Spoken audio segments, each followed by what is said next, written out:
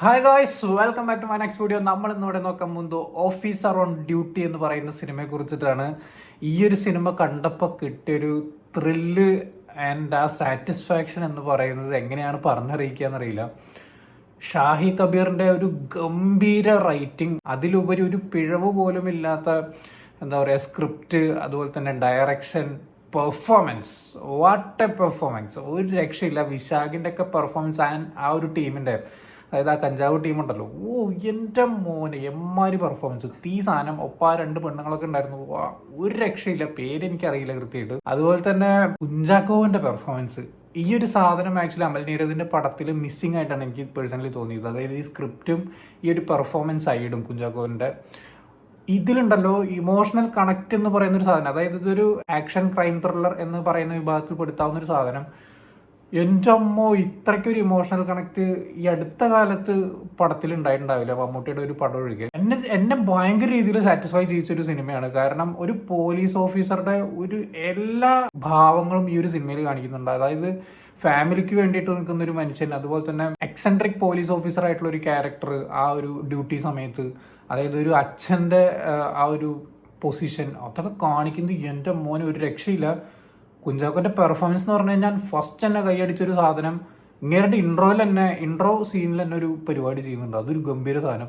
അത് കഴിഞ്ഞിട്ട് രണ്ടാമതൊരു മരണം നടക്കുന്ന സമയത്ത് കുഞ്ചാക്കോവൻ ആ വീട്ടിൽ പോയിട്ട് ആ ഒരു ഡെഡ് ബോഡി കാണുന്ന സമയത്തുള്ള അങ്ങേരുടെ ഒരു എക്സ്പ്രഷൻസ് ഉണ്ട്. അങ്ങേരെ ആകെ ഒരു ഭയങ്കര ഒരു മാനസികാവസ്ഥയിലേക്ക് തള്ളപ്പെടുന്ന ആ ഒരു നിമിഷത്തിലുള്ള ആ ഒരു പെർഫോമൻസ് ഉണ്ട്. ഒരു രക്ഷയില്ല.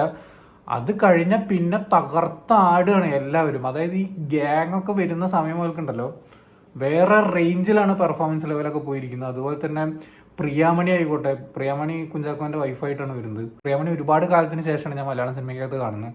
അതുപോലെ തന്നെ പ്രിയാമണിയുടെ അച്ഛനായിട്ട് വരുന്ന ഒരു പട്ടാളക്കാരനുണ്ട്. അങ്ങേറ്റ ഒരു സീനിൽ കൈയടി മേടിക്കുന്നുണ്ട്. ആൻഡ് വിശാഖൻ ടീം, അത് ഞാൻ നേരത്തെ പറഞ്ഞു. കഞ്ചാവൊക്കെ അടിച്ചിട്ട് ഇത്ര ഒരു എക്സെൻട്രിക് ആയിട്ടുള്ള ഒരു പെർഫോമൻസ് ഈ അടുത്ത കാലത്തൊന്നും ഞാൻ മലയാള സിനിമയ്ക്കകത്ത് കണ്ടിട്ടില്ല. പണ്ട് ഈ ബാബു ആന്റണി വില്ലനായിട്ടുള്ള പടങ്ങളിലൊക്കെ അങ്ങനത്തെ കുറെ ഗ്യാങ്ങുകളുണ്ടല്ലോ.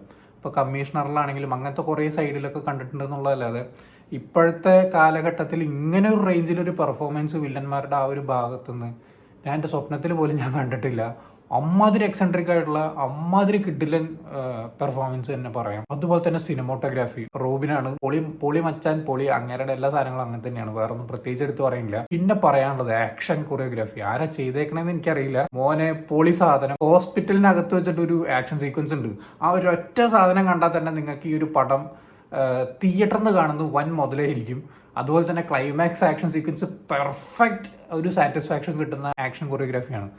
എൻ്റെ പൊന്നെ, ഓരോ അടിക്കുള്ള ആ ഒരു സൗണ്ട് മിക്സിംഗ് ഉണ്ടല്ലോ, ആ ഒരു ചേസിങ് സമയത്താണെന്നുണ്ടെങ്കിലും ആക്ഷൻ സമയത്താണെങ്കിലും മിക്സ് ചെയ്തിരിക്കുന്നത് എൻ്റെ പൊന്നെ, അതാ ഗംഭീര ഒരു തിയേറ്റർ എക്സ്പീരിയൻസ് കിട്ടുന്ന ഒരു പരിപാടിയായിരുന്നു. ആ ഒരു സംഭവങ്ങളെല്ലാം ആ കത്തിയും കൊണ്ട് കുത്തുന്ന സൗണ്ട് ഉണ്ടല്ലോ, അതൊക്കെ ഒരു രക്ഷയില്ല. ഒരു സീനിനകത്ത് ഈ തൂങ്ങി മരിക്കുമ്പോൾ ഈ കയറ് ടൈറ്റ് ആവുന്നൊരു സീനുണ്ട്. അതിങ്ങനെ സറൗണ്ട് ചെയ്യുന്നൊരു പരിപാടി ഉണ്ടായിരുന്നു. എൻ്റെ അമ്മോ, ഞാൻ അതൊക്കെ എങ്ങനെയാണ് ഇത്ര മൈന്യൂട്ടായിട്ട് ശ്രദ്ധിക്കുന്നത് എന്നുള്ളത് ഞാൻ വണ്ടടിച്ചു പോയി. കാരണം ഇത്ര ടെക്നിക്കലി ബ്രില്യൻ്റ് ആയിട്ടുള്ള ഒരു സിനിമ ഈ അടുത്ത കാലത്ത് മലയാള സിനിമയ്ക്ക് തോന്നിയിട്ടില്ല.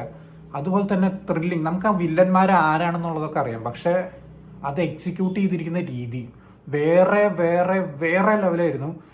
എൻ്റെ പൊന്നെ, എന്താ പറയേണ്ടതെന്ന് എനിക്കറിയില്ല. ഞാൻ ഇമോഷണൽ കാര്യങ്ങൾ വരുന്ന സമയത്താണെന്നുണ്ടെങ്കിലും റീസെന്റ് കാലഘട്ടത്തിലെ സിനിമകൾ എടുത്തു കഴിഞ്ഞാൽ എനിക്ക് ഈ സിനിമയ്ക്കകത്താണ് ഒരു ക്രൈം ത്രില്ലർ ആക്ഷൻ ഡ്രാമ വിഭാഗത്തിൽ പെടുന്ന ഒരു സിനിമയ്ക്കകത്ത് എനിക്ക് കണ്ണൊക്കെ നനഞ്ഞത് ഈ ഒരു സിനിമയ്ക്കകത്തായിരിക്കും. കാരണം അമ്മ ഒരു പെർഫോമൻസ് ആയിരുന്നു. ഈ മക്കളായിട്ട് വന്നവരാണെങ്കിലും അച്ഛന്മാരായിട്ട് വന്നിട്ടുള്ളവരാണെങ്കിലും ഈ ഒരു കേസ് ഒരു പോയിന്റിലേക്ക് എത്തിക്കുന്ന ഒരു സംഭവമൊക്കെ ഉണ്ട്. അതൊക്കെ ഗംഭീര സാധനമായിരുന്നു. കുഞ്ചാക്കോയും പ്രിയാമണിനെ ഇമോഷണലി പ്രൊട്ടക്ട് ചെയ്യുന്ന ഒരു സംഭവമൊക്കെ ഉണ്ട്.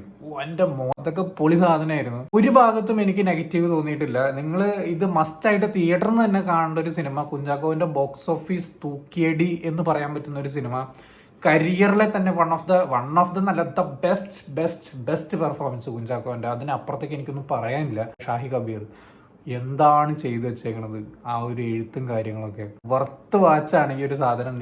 നിങ്ങളുടെ ഫിൽമോഗ്രഫിയിലാണെങ്കിലും ഒരു വലിയൊരു പൊൻതൂലായിരിക്കും ഈ ഒരു സിനിമ എന്ന് പറയുന്നത്. ഇതിനെക്കുറിച്ച് ഞാൻ അധികമൊന്നും പറയണമൊന്നുമില്ല. നിങ്ങൾ എന്തായാലും തിയേറ്ററിൽ തന്നെ പോയി കാണുക. ഈ ഒരു ഗംഭീര സിനിമാറ്റിക് അനുഭവം നിങ്ങൾ കണ്ട് തന്നെ അറിയണം.